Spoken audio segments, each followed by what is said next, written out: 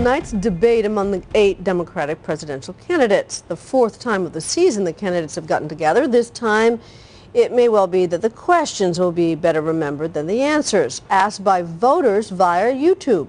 Besides the usual gridlock questions, Iraq, healthcare, and global warming, there was this to Barack Obama. Are you authentically black enough? To Hillary Clinton, are you satisfactorily feminine? Is this democracy at work? ABC senior political correspondent Jake Tapper takes a look and sees a sign of the times. A week ago, Reverend Reggie Longcrier of Hickory, North Carolina, had never even heard of YouTube until a member of his church told him about it. I asked some other people the next day what YouTube was. You don't know what YouTube is?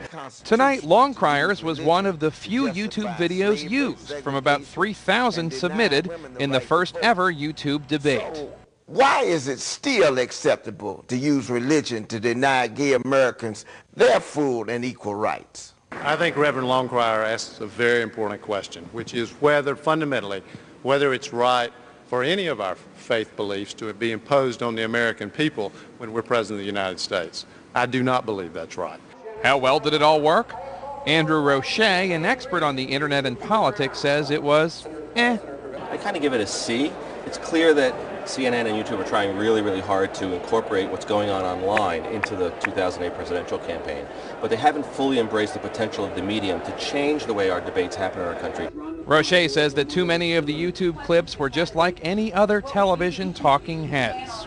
With Bush, Clinton, and Bush again serving as the last 3 presidents, how would electing you, a Clinton, constitute the type of change in Washington so many people in the heartland are yearning for and what your campaign has been talking about? Well, I think it is a problem that Bush was elected in 2000, and What worked? Well, what worked is when the people who were submitting videos were actually able to use the medium itself to show something. For example, the healthcare videos that actually showed someone ill. Like millions of Americans, I've gone for years without health insurance that would have allowed me to take preventative medicine. That showed some use of the technology that allows people to understand where that question is coming from. It's not just a talking head asking a question. The biggest problem, Rasiej says, was the fact that CNN screened and selected the videos.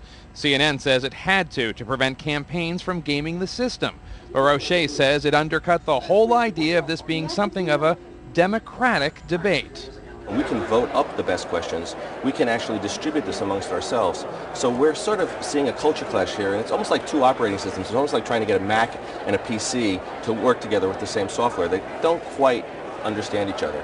So we're here in the spin room where big deals like former Governor Howard Dean, the chairman of the DNC, and all the surrogates for the candidates, and some of the candidates themselves come and talk about who won the debate. But far more important than what they think or even what we at ABC News think is what you think.